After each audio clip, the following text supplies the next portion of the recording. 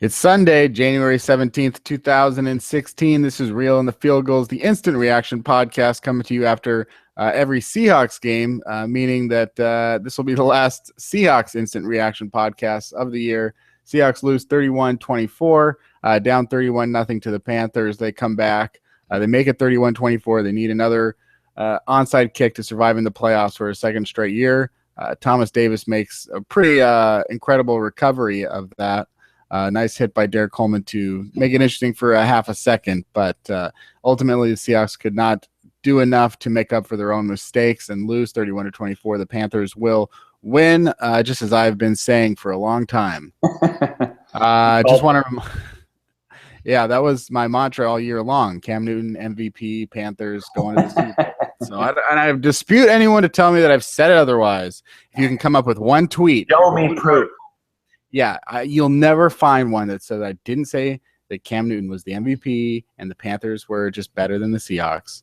But I do want to make sure to get this out that the playoff shows are sponsored by Great Leap Studios. So Great Leap Studios has been helping Reel in the Field Goals. We want to help them out. We want you to help them out. Just remember that Great Leap Studios is a huge fan of the Seahawks. So they're having a shitty day right now. And why don't you brighten up Great Leap Studios if you or your company is in need of a high-quality content writing, search engine optimization, blogging, website design, or other online marketing services to visit greatleapstudios.com or call 347-460-5492 and go to Great Leap Studios. And, we're going to need some better search engine optimization to recover as a Seahawks blog from this loss. Danny, I'm sorry that I've been talking so much. Why don't I let you get in there?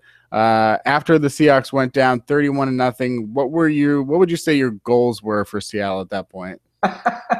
My goals for Seattle were at first just to score a point. Any points would have been good. And then, obviously they ended the first half with a failed field goal, or I can't even remember what happened at this point. I think they blew a fourth down, and then they also missed a field goal. Yeah, it was like a really short, easy makeable field goal attempt for Hauschka if they had decided to go for it. At that point, I'm saying you're down 31-0. I mean, I'm not a coach and I'm not the one that has to be out there every week, but I'm looking at 31 points and I'm saying if you ever are going to complete this comeback, one of those is a field goal. So you've got something here, and at least, you can kick that field goal and, you can even still get the ball back in the first half, which they did after not converting the fourth down.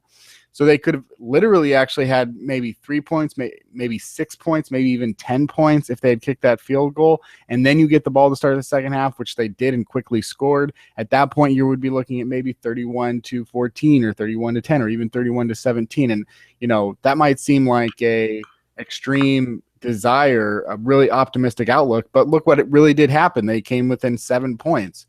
Mm-hmm. So you can never not look too far ahead. You always have to be playing that. I think down 31-0 in that situation, 4th and 5, you kick a field goal, you treat it the same way as if you were down 17-0 or 14-0 because you never know when those points are going to come in handy. What do you think is the reason the Seahawks lost this game? Well, I mean, the first half, the Seahawks got dominated in the trenches. So their offensive line, the Panthers' offensive line was allowing, first of all, they were running the ball really well. First play of the game, I think Jonathan Stewart went for like 50-something, 60 yards, 65 yards. And then they were just really getting a lot of push on the Seahawks. The Seahawks defense didn't have an answer for them. They couldn't get to Cam Newton. They were giving him tons of time, which in turn made it easy for him to kind of pick apart the defense in the passing game. And then on the other side of the ball, penetration early on against the Seahawks really killed the offense, and Russell Wilson made 2 terrible throws because of that, and they didn't get their run game going. They ended up only running it like 12 times all day.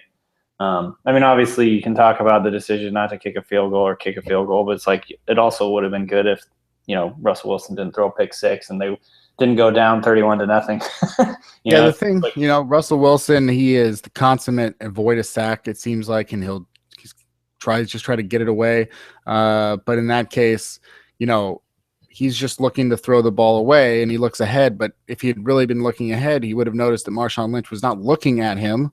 Yeah. So maybe not the smartest thing. And if you are going to throw it there, throw it into the ground, not throw it into a place that's so easily. I mean, you're at your own 5-yard line or whatever. Do not do that. That being said, and I think there were other times in the game where it was like Russell Wilson just really holds on to the ball. And he, there was talk like, is he the best post-snap quarterback of all time? And I think that you can make the argument that he can do things that other quarterbacks that have ever been born after the snap cannot do. But at the same time, some of those things, they turn out, sometimes your greatest strength can sort of turn into a weakness if you try to exploit it. And I think that Russell Wilson, as bad as he was in the first half, how would you grade his second half? I mean, obviously he played a lot better in the second half. Gave them a chance to get back into it. Made some big time throws. That touchdown to Curse was kind of a crazy ass play. Just barely got it over Josh Norman. Actually, Norman tipped it, and then Curse caught it anyway. He also, he had a couple of really terrible sacks that he took, and so that was kind of frustrating. He also had a couple of overthrows on what would have been touchdown. Well, one would have been a touchdown for sure. Another would have been like a big gain. Yeah. The one that wasn't a touchdown, obviously in hindsight, you want that time back, but they did go down and score to Tyler Lockett shortly thereafter, though it was still an overthrow. And how would the team have felt like, boom, that quick, the first play is a 80-yard touchdown to Doug Baldwin? Could have been different. But, I mean, overall, he had a good second half. Obviously the first half was regrettable and terrible. And that's actually the worst in the Russell Wilson, Pete Carroll era that they've played in any first half. I think that's, the biggest lead that they've no doubt given a team ever in this era. And so bad timing for that, obviously, and it's hard to come back against a team that has as good of a defense as the Panthers. And they still did. They managed to make it interesting. If they would have recovered that onside kick, could have been potentially tie the game up. So in the end, you're happy with how competitive they were in the second half. They didn't get blown out, which is insane to think about considering that first half. They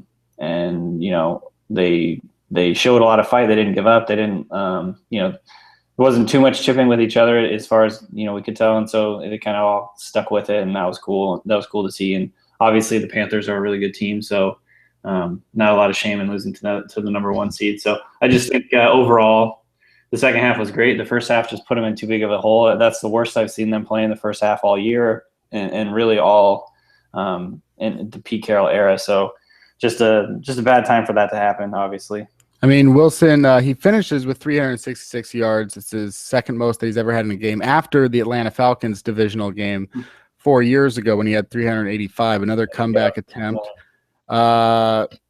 And Jermaine Kearse, 11 catches for 110 yards and 2 touchdowns. I thought he was going to be the player of the game beforehand. I thought that was going to be the guy that Carolina would have trouble defending. Plus, it's a playoff game, so that's when Kearse shows up.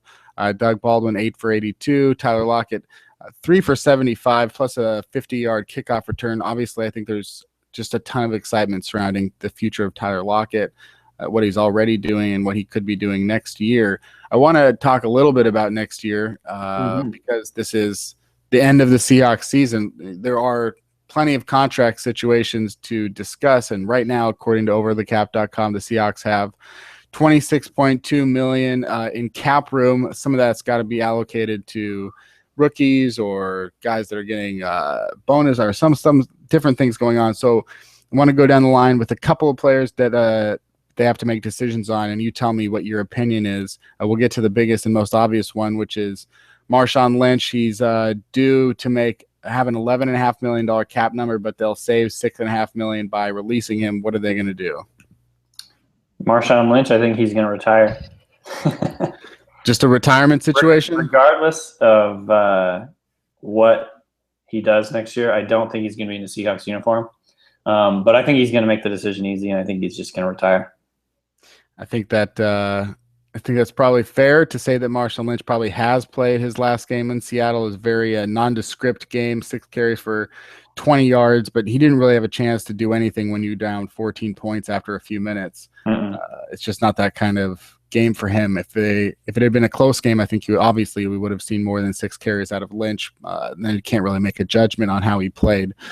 when there was so little time. How about Jimmy Graham, who is due to make $9 million, but then none of it is guaranteed. They'd save $9 million, and he has the serious injury. There were some concerns when he was playing that it wasn't doing enough to be worth it, but they did just spend a first round pick. Do you expect anything wonky to happen with Jimmy Graham? No, I don't think they're going to cut Jimmy Graham. I think that he'll be on the team next year, and it might be one of those things where he's not there for the first couple of games, as he kind of like what happened with Paul Richardson. So, but we'll see. I don't think they're going to cut him though. What about Cam Chancellor, who holds out in the beginning of the year? Might have been a smart move by him to try and get more money, because interesting that he wasn't out there on that first defensive series, 59-yard run by Jonathan Stewart. It didn't seem to be a health reason that he wasn't out there. People like Kelsey McRae. They'll save $4.1 million if they release him. Do you think that Cam could be going?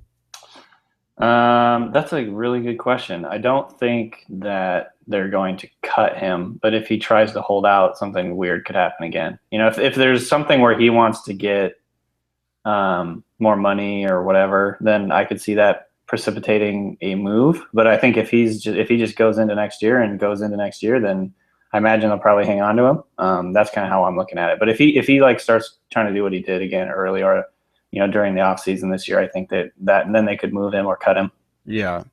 So those are the guys that I think you could talk also maybe about. Michael Bennett, who's set to make $2 million less than Cliff Averill next year, and who's already sort of talked about what his holdout thoughts are last year. So you might have a situation as well, a contract situation with Michael Bennett, if he decides to hold out after getting his first Pro Bowl nod.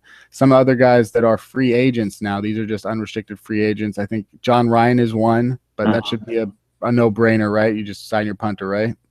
I mean, it depends on how much money he wants, but yeah, I mean, I think he would be back if as long as he's not asking for too much or trying to, I don't know. It didn't seem like he had as great of a year as he normally does. Uh-huh. And I don't know how in demand a punter will be. Right. So I imagine he'll be back. Tavares Jackson, obviously you're paying a little bit more of a premium for a veteran as opposed to a backup. They've tried, I think, to bring in some other different type guys in the past, and it just keeps on coming back to Tavares Jackson. Any thoughts there? I mean, I can't imagine that he'll be in high demand.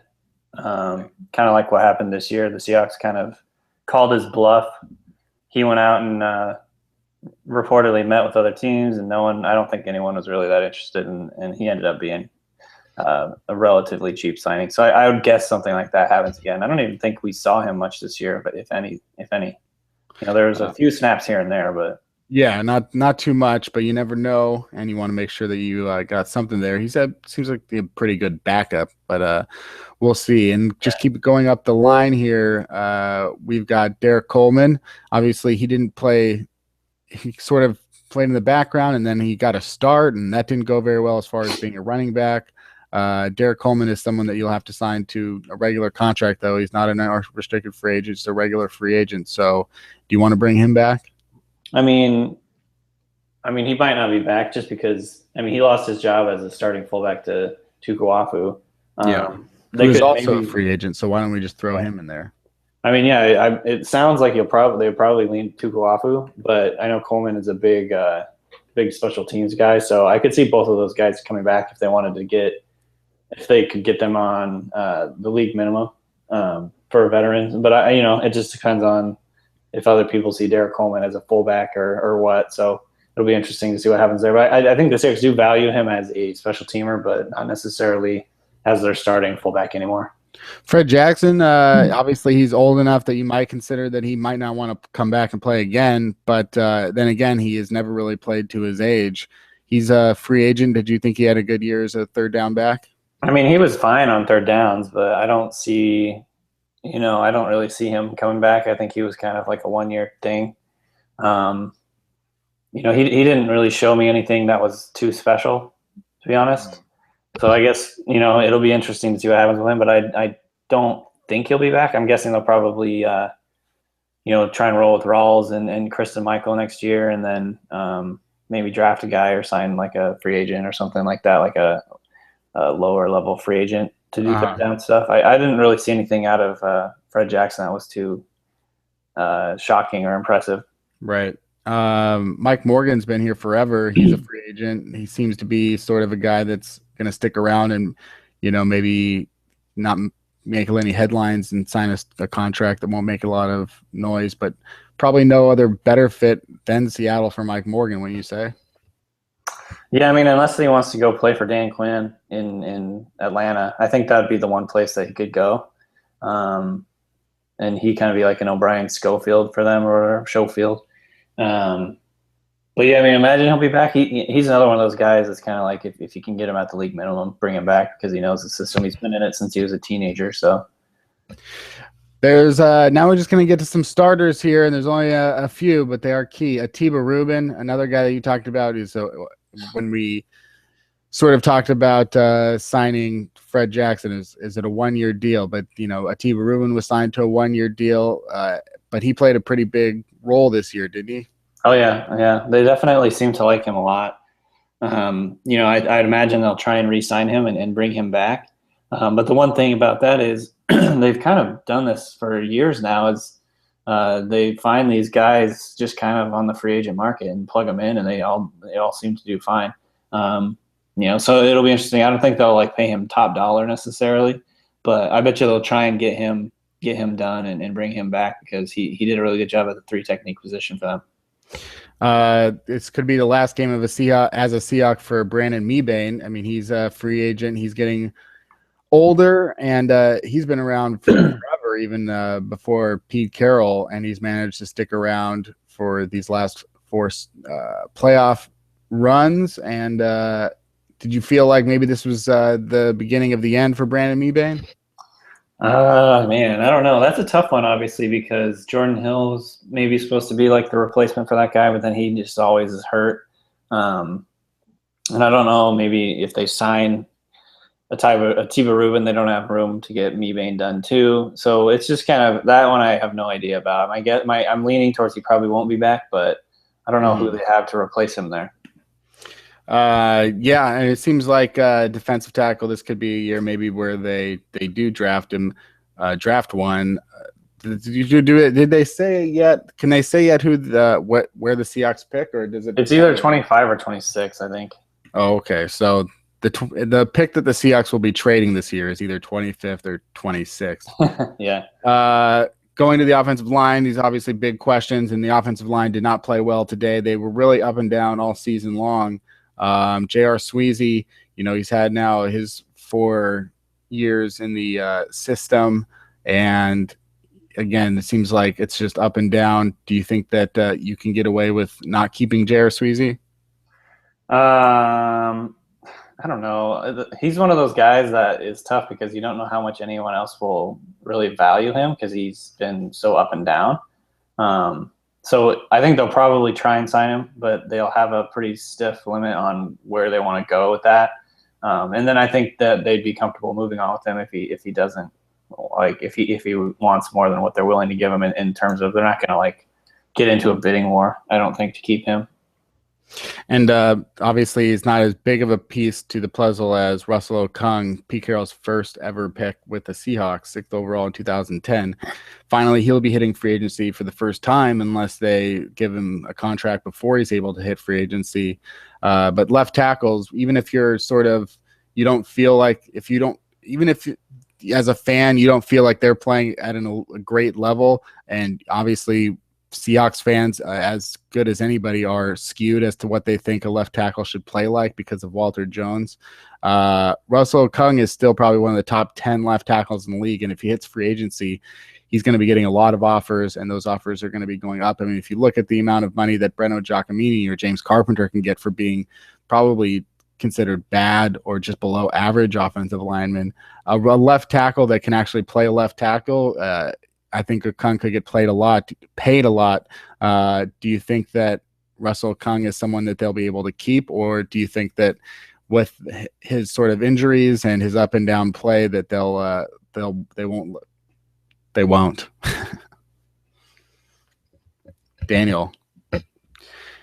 Danny, I cannot hear you.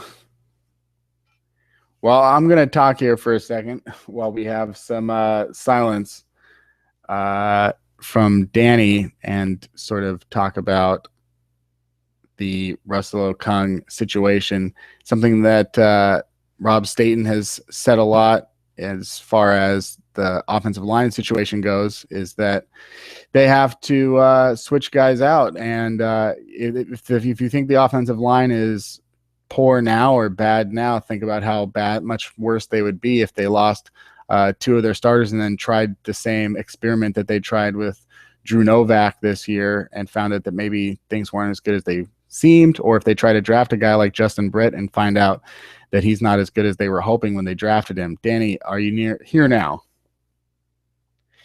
Danny, I cannot hear you. So I guess I'm going to have to keep talking a little bit longer.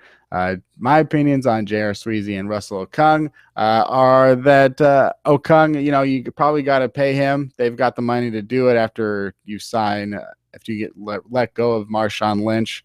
Possibly see how they deal with the situation with Cam Chancellor and if any money is freed up that way. But even without money freed up, they still seem to have some in the tank. Danny, can you hear me? I can hear you. Can you hear me? That's the question. I can hear you now. I love technology. I am just so happy about this right now. Well, speaking of technology, most of these problems seem to arise specifically with Google Hangout. And, why should we expect Google to be able to afford good technology? It's not like Google's worth $10 trillion or anything.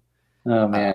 Yeah, my Google Chrome crashed, and then when I tried to re-sign in, my Google Hangouts couldn't hear me, which has actually been a problem every time I've signed into this stupid thing for the last couple of weeks. But that's not here nor there.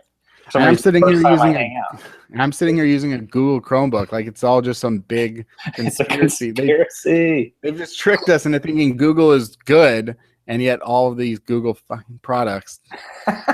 Oh yeah. Hey, by the way, hit me up on Google Plus. Like everybody, everyone says hit me up on my Google Plus page. Oh, everyone.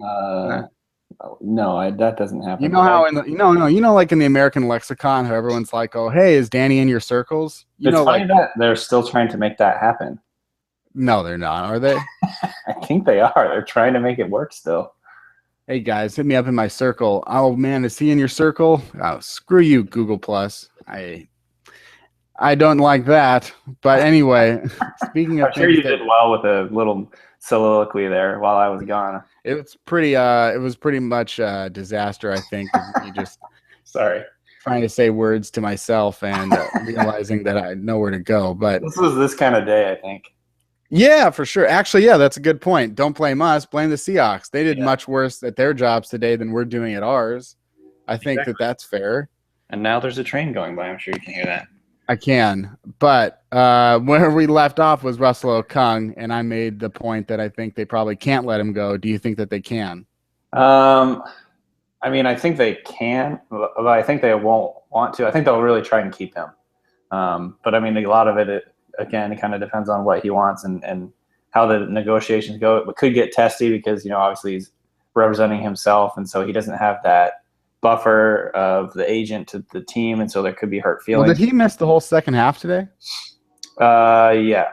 I guess Alvin Bailey, I didn't even notice that he was out there. He separated his shoulder, and actually the protection got a lot better in the second half, which is why I say I think they could get by without him, but I don't think they want to. I don't think that Alvin Bailey is better than Russell Okung. So I think they'll try and re-sign him, but I mean, it just going through this list right now, it's crazy. The Seahawks have a lot of big decisions to make, and there's a lot of guys that are potentially going to be gone. Yeah, we'll zoom through the last few ones here because there's only a couple more left, I think. The big one on defense, I think, is probably Bruce Irvin. I mean, he's really come on, I think, recently, and he's someone that you can really see why they drafted him, what their plan was really for him to become eventually. And now you look at it and, the amount of money that he could command in another market where they have maybe a little bit more money, and maybe they'll even allow him to rush the passer more and give him up to those 13, 14 sack type numbers. Maybe even with Dan Quinn. Do you think Irvin is as good as gone? Yeah, probably. I think, he's obviously a good Sam linebacker, and that's valuable, and he's athletic and he knows the system, and he's grown up in it, and he's been matured. He's matured into like a good, solid Sam linebacker. I don't think he's a particularly great pass rusher, and so I think they probably won't break the bank to bring him back. I don't think they're going to break the bank to bring home a third linebacker after they already paid KJ and Bobby. I think that's true. They'll try and draft a guy, develop a guy that can play there. Kevin Pierre-Louis did not look very good when he's played there, but they got him kind of waiting in the wings, and then maybe Mike Morgan potentially. Eric Pinkins. Pinkins is kind of another guy that they're working on there. I think there's a lot of things they could do, but I don't think they're going to pay Irvin top dollar just because he's never really shown that he's a good he's an average pass rusher, I think. Well, we saw what happened with the Seahawks when they tried to fix the Byron Maxwell situation by signing Kerry Williams. Jeremy Lane is also an unrestricted free agent. So what do you think about Jeremy Lane? Goosh. Yeah, that's Goosh. There's so many freaking things here. Right? That was like goosh and yeesh. Goo and yeesh. Oh, goosh. Goosh. Hashtag goosh. This is another one that I think is going to be tough because he played pretty well in the second half of the year or whatever. How many games he played? Not second half, but he came back for the Steelers game. He showed he's very valuable, and he'll probably get paid. I think a lot of it depends on what the market does for cornerback this year because last year it was out of control. Maybe the whole Byron Maxwell thing kind of will get that under control a little bit, and it'll be a little. I mean, how many former Seahawks Pete Carroll cornerbacks were out there this year starting for other teams? I mean, you got Walter Thurmond, you've got Ron Parker, you've obviously got Maxwell, and you've got Browner. I mean, Jeremy Lane goes out there, and it wouldn't be at all surprising to see him if he signed with another team to become a Pro Bowl type defensive back. Yeah. So I think there's probably a pretty strong chance that Lane is not back. This is the last one. I think this is probably the one that's maybe most controversial. I know that I personally have a different opinion than Seahawks fans out there because Seahawks fans, I think they get very emotionally attached sometimes to players without assigning maybe a actual value to the play that they bring on the field. And, especially when they have huge games in the playoffs exclusively. But Jermaine Kearse, he's now an unrestricted free agent. He might be the best blocking wide receiver on the team. He has 110 yards and 2 touchdowns today. He's had some of the biggest catches in Seahawks history. But at the same time, Jermaine Kearse is a number 3 receiver now. He may have elevated himself to a number 3 receiver this season. He catches 49 passes for 685 yards and 5 touchdowns. As a full-time starter, but he's there for the right moments. But at the same time, what's his ceiling? Where could he go from here? If I could see him, maybe if he went into another system, he could even maybe be more productive. He might have some of those same sort of, I could see like if he was playing for, the Denver Broncos, in that system a couple of years ago, him being an Eric Decker type or the type that's going to be putting up, 1,000 yards and 12 touchdowns. But as it is right now, if the Seahawks re-sign him, is he going to be too expensive when they already consider that they've got Tyler Lockett and Doug Baldwin and Paul Richardson on the roster, plus the decision to probably keep Jimmy Graham? Is he going to be worth signing to a deal that may pay him $5 or $6 million per year, which I think he is good enough to get somewhere else? No, I don't think so. I don't think he'll be that high of a priority. If the market dictates that he's not worth a lot, then we could see him back here. But I don't think they're going to pay him that kind of money. Yeah, I mean, I think a lot of people they're saying, well, he'll do it for the home. He doesn't want to play anywhere else, and he'll take less money, and that's a nice idea.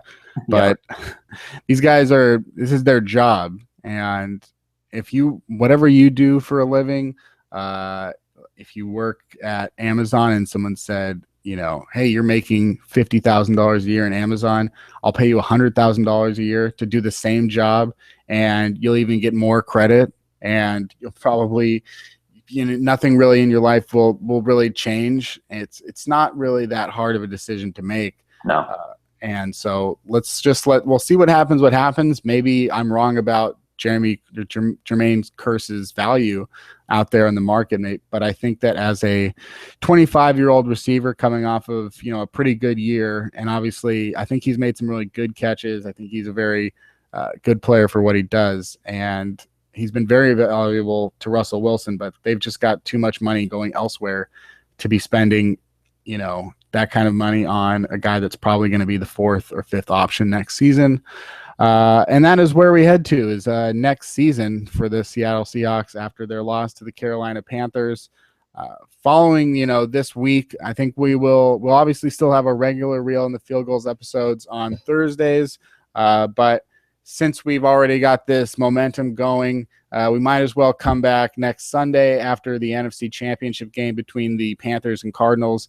For anybody that's interested in hearing our opinions about that, we will. Everyone, you mean? Yeah, everybody. We will have another instant reaction, and then, hey, we'll come back after the Super Bowl, talk about the Super Bowl. At least, for the first time in 4 years, it won't be a stressful Super Bowl for Seahawks fans. But I think you got to sit back and, when I reflect back on this season, really take it in and appreciate what you've been able to witness over the last 4 years. Because over the last 4 years, the Seahawks have been to 2 Super Bowls, 4 playoffs. They've won a playoff game every year in those 4 years. And the only 4 weeks that they won't be participating for a chance to win the Super Bowl will be the last 2 weeks of 2012 and the next 2 weeks. So you get 98% of football for the last 4 years. As much as you can get, you almost got all of it. And I think that when you look at Russell Wilson on the offense, I think when you look at the weapons that he has at his disposal next year with Lockett and Baldwin and hopefully a healthy Graham and hopefully a healthy Rawls and hopefully a healthy Richardson, that you're going to see one of the most amazing offenses that we've seen in Seattle history. The defense, obviously, is going to be an interesting question moving forward, but they still finished 4 straight years as the number 1 scoring defense. There's very little to not like for the Seahawks next year. Perhaps even this little bit of extra rest, it'll take some pressure off of them, and maybe they'll come in next year without questions about Marshawn Lynch and without questions about Cam Chancellor. Maybe they'll clean up some of those things. They'd like to trade their first-round pick, so maybe they even bring in another guy of the caliber of Jimmy Graham, perhaps at the wide receiver position or perhaps at a different position on defense. I know that I've looked at some of the team's salary caps, and I see some really interesting guys that could be cap casualties or teams that want to unload those contracts. So we can talk about all that in the future. Danny, what is your sort of end-of-season thought? Obviously, it was nice that they caught fire in the second half of the year, and I just don't think you can overlook the fact they got a playoff win. They got another playoff win. Didn't you have a tweet or something recently that no quarterback has won more playoffs over the first 4 years of their career than Russell Wilson? And not to say that Russell Wilson won those games, but it just gives you an idea of what the Seahawks have done. Right. It's perspective of how many times they've won playoff games in these last 4 years. And even if you go back, hey, they won that game in 2010 with the Saints. I mean, under Pete Carroll, they played 12 playoff games in, 6 seasons. Meanwhile, the Bills still haven't been to the playoffs since the 90s. Yeah. I mean, I don't know. I feel good about it. I feel good about the season. I thought it was a fun season. In a lot of ways, it was really, really different than a lot of the last couple of seasons, and they went through a lot of adversity. Kind of changed as the year went on. You go to 2-4, and you tell fans at 2-4, hey, you're going to come within 7 points advancing to the NFC Championship game. I think at that point, after that loss, you might take that and you might say, all right, because look at how many you want to be a fan of the Tennessee Titans right now or the Jaguars or I mean, no offense to those teams, but there are teams that look bad, and consistently look bad every year. And the Seahawks, dating back to really since Mike Holmgren came in, have been consistently in the playoffs. It's as much of you could ever ask for in terms of fanhood riches. Right, totally. I mean, it's just, it's all about perspective, honestly. And it's obviously disappointing that they didn't get back to the Super Bowl for the 3rd straight year. But, it's really, really, really hard to get to the Super Bowl in the first place. Doing it 3 years in a row is almost unheard of. It's only happened a few times in NFL history. So I think, at the end of the day, you got to be happy that you have a team that's competitive in literally almost every game that they've actually been in since Pete Carroll got here. Certainly within the last 3 years, they've been competitive in every single game. You got a franchise quarterback that looked like he's about ready to take off as one of the all-time greats. And so, obviously the future is bright. And so like, you really can't, I don't actually feel that bad right now about like the season's over. It's tough. And you really were looking forward to a big showdown in the NFC Championship game, but I've already been looking forward to the 2016 season for weeks now because I've been waiting for Thomas Rawls and Jimmy Graham to get back. Yeah. Now I just can do it earlier. So I'm stoked that they lost, actually. And oh, yeah. So look at it around. I mean, just really quick. We want to wrap it up. But Russell Wilson, 27. Thomas Rawls is 22. Tyler Lockett is 23. Doug Baldwin is 27. Even Jimmy Graham is 29. KJ Wright is 26. Bobby Wagner is 25. Earl Thomas is 26. Cam Chancellor is 27. I mean, that's crazy. Richard Sherman, yeah. Everyone's still in their prime. I mean, honestly, if they improve their offensive line, I feel like the sky is the limit for the offense. And so, I mean, and take that with, you're still going to have a very good defense, so I think there's a lot of good things to look forward to. It's not necessarily like, I don't think the window's closing, I don't really look at it that way. I think it's a bummer that they didn't take advantage of this opportunity because obviously getting to the playoffs is a huge opportunity, but only one team ends up winning it. And it's really, really hard to do. So overall, just really happy with the season. It turned out to be a really fun one because for a while there, it was looking like the wheels were falling off. But I think at the end of the day, I think the Seahawks go into the offseason in a good state of mind. You know what I mean? So I would rather go into there are heartbreaking playoff losses. There's losses that you lose, that you feel you spend the whole offseason like they did in the Super Bowl thinking about what they could have done differently. And in another way, the Seahawks go into this offseason knowing that they outscored the number one team 24-0 in the second half. And they can feel like we had it at some point. We know that we still have got it. We just didn't have it for that first half, and it was too much for us to overcome. Yeah. And they'll feel like they go into next year, I think, on more of a high note than you could ever expect after a playoff loss. So apologies to Panthers fans, but I don't feel bad. And I don't feel bad about it. Are you getting it on Twitter right now from a lot of fans? Well, I have 80 notifications since we started this, but that's probably a lot of fun. I don't know exactly, but I don't care because here's an idea. Maybe just don't read them. There's a good chance that I won't, though some of them, that could be nice things being said. There are some nice things being said, so that's good. Yeah, I don't I'm impervious to some stranger on the internet calling me an idiot. So your defense is impregnable. Yes. And I always knew that, and if I wasn't going to be ready for it, I wouldn't have but that's the thing. I don't feel bad about anything I did. I just said things. It wasn't like I was you said what you believed would happen. I wasn't attacking the Panthers or Panthers fans. That's what someone's like when they started talking trash to me, and someone that I actually considered like a Twitter friend that happened to be a Panthers fan and starts talking trash to me when they're down 31-0 or whatever. And I was like, I wouldn't, he was like, well, this is what happens after you talk trash to Panthers fans. And I'm like, it wasn't like I was adding Panthers fans. I was just saying things to my followers, most of which are Seahawks fans, and Panthers fans started adding me. That wasn't me tweeting at anybody. That was them voluntarily looking at my Twitter feed, which is not a Panthers account. So I am sorry, It's insane. And, I've never obsessed myself over a journalist that had a different opinion over me, but that's what I have experienced, and that's fine. There's this thing on Twitter, and I'll tell you all about it. It's called the mute button. It's not even, you don't even know, because a block button, you just get pissed off and be like, wow, I'm blocked, and then you go do something else. A mute button means that there are hundreds of tweets being sent into the ether that will never be fucking read, and I hope it makes you feel completely voiceless, silent, and useless, because that's what you are for sending all those tweets to nobody that's reading them. So congratulations. Screaming into the void. I love it.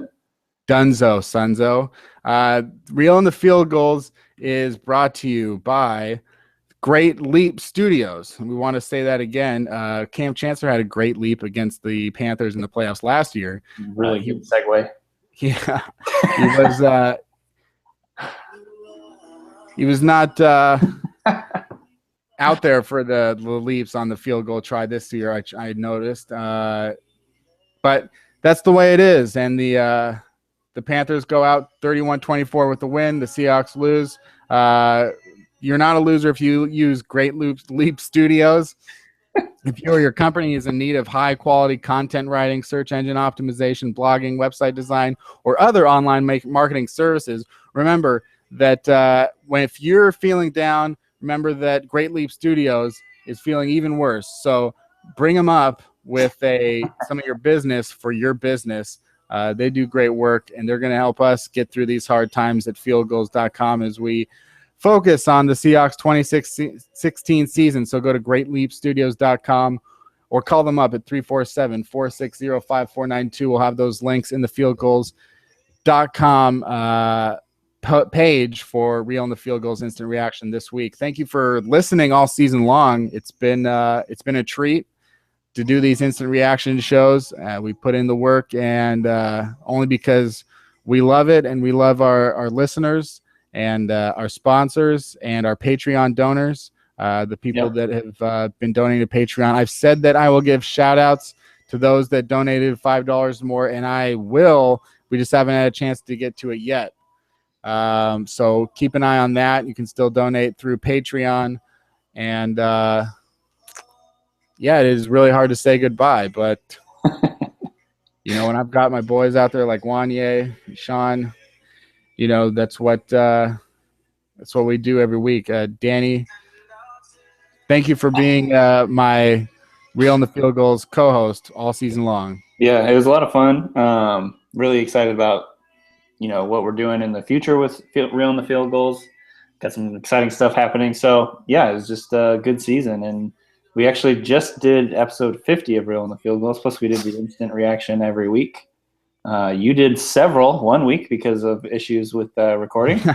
And so, just exciting to get this going this year. That was a fun addition to our coverage, and I'm excited about going forward. So, going to be fun off season too, actually. So it will be. It'll be a very good off season. Thank you to David Fagerholm for the theme music and the playoff theme music. And we have to retire all the playoff accoutrement after this loss. But that's it. Follow on Twitter at Field Goals and Kenneth Arthur S, fieldgoals.com. That's it.